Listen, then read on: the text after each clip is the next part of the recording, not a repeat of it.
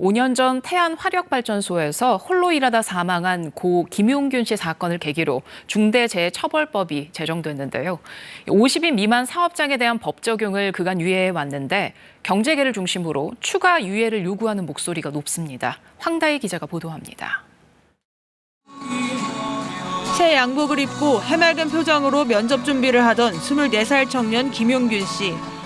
김 씨는 취업 3개월 만에 숨진 채 발견됐습니다.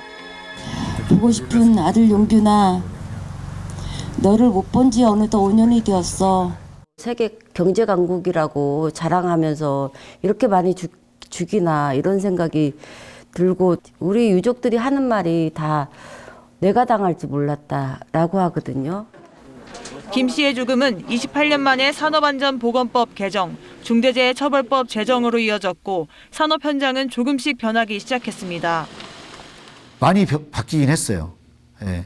저희 현장에서도 보이지 않던 원청의 간부들이 현장을 나오기 시작합니다. 2인 1조가 된 것이 현장에서는.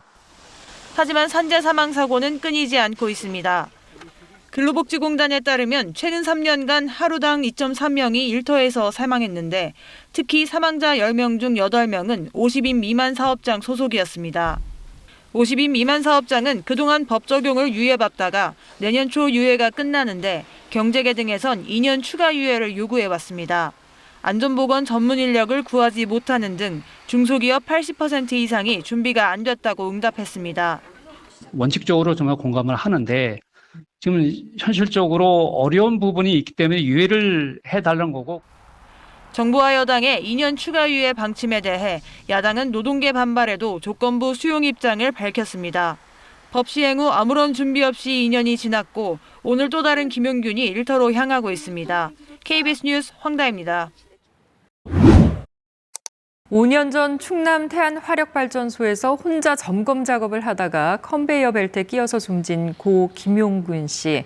이 사건을 계기로 중대재해처벌법이 제정됐지만 김용균 씨 사고의 책임을 원청기업 대표에게 물을 수 없다는 대법원의 판결이 나왔습니다. 법 제정 전에 발생한 사고여서 중대재해처벌법을 적용할 수 없었고 원청업체와 김 씨 사이의 실질적인 고용관계도 인정되지 않았기 때문입니다. 자세한 판결 내용을 백인성 법조 전문 기자가 보도합니다. 태안 화력발전소의 비정규직 하청업체 근로자였던 24살 김용균 씨.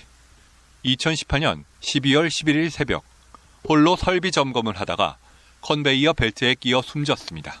보고 싶어서 어떻게 살아?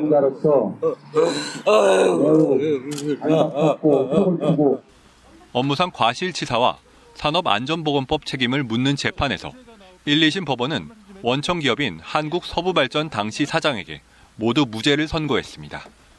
재판부는 김 씨가 안전장치도 없이 규정인 2인 1조가 아니라 혼자 작업하도록 방치된 것이 사망사고와 인과관계가 있다고 인정했습니다. 하지만 원청업체 대표가 컨베이어 벨트의 위험성 등을 구체적으로 인식하지 못했고 김 씨와의 실질적 고용관계도 없었다며 사망 책임을 원청 법인과 대표에게까지 묻긴 어렵다고 봤습니다. 대법원은 원심 결론을 수용해 원청업체 대표의 무죄를 확정했습니다. 관리자급 직원들에만 집행유예와 벌금형 책임을 물었습니다. 이 사건을 계기로 산업재해 책임을 경영책임자에게까지 확대하는 중대재해처벌법이 제정됐지만 정작 김 씨 사건에는 적용되지 못했습니다. 원청이 책임자다. 사고 5년 만의 결론에 유족 측은 반발했습니다. 무죄라 한다면 앞으로 다른 기업주들은 아무리 많은 사람들을 안전 보장 없이 죽여도 처벌하지 않겠다는 것과 무엇이 다릅니까? 올해 들어 지난 9월까지 산업재해 사망자는 459명. 정부는 50인 미만 사업장에 대한 중대재해처벌법 적용을 2년 연속 유예하는 방안을 검토하고 있습니다. KBS 뉴스 백인성입니다.